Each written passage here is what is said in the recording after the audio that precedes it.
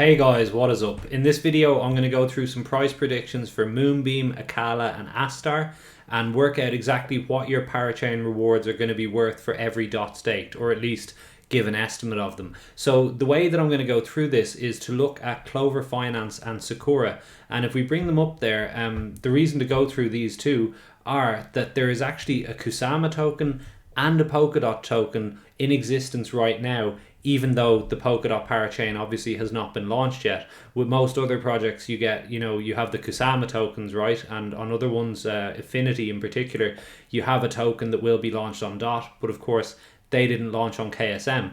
So if we look at Sakura and Clover and their relative values, and I did this in relation to fully diluted market caps as opposed to circulating supply, because every project that you look at will be at different stages in that supply token release schedule.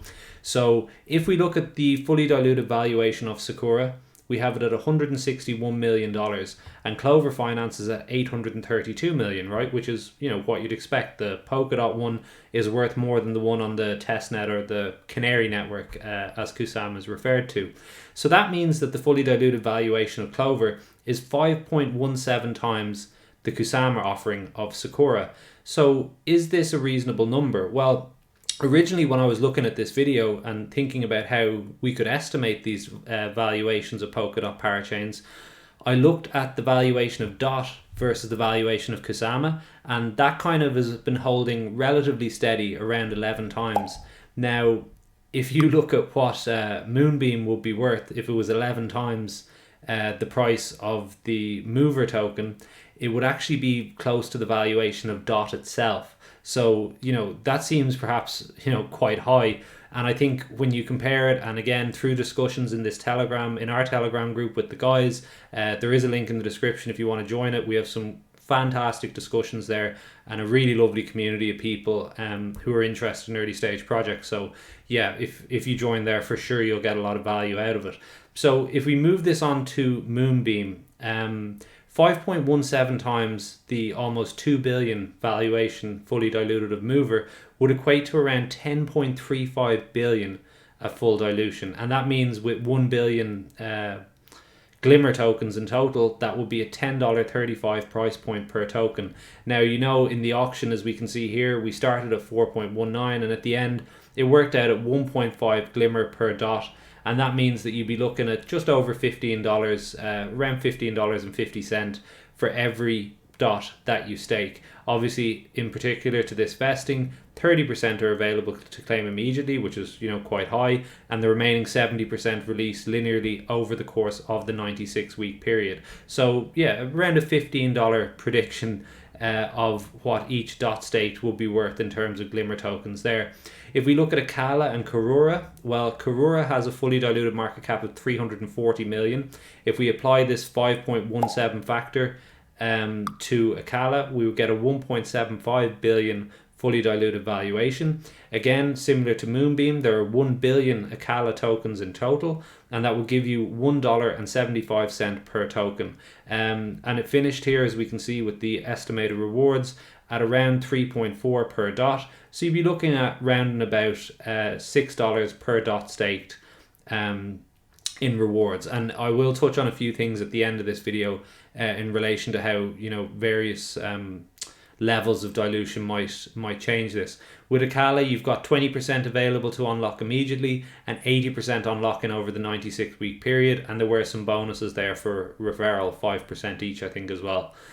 With Astar and Scheiden, we have a fully diluted market cap of $131 million, and apply the factor of 5.17 to Scheiden's FDV, you get to 682 million, which with 7 billion total Astar tokens means that you'll be looking at just below 10 cents per token, give or take.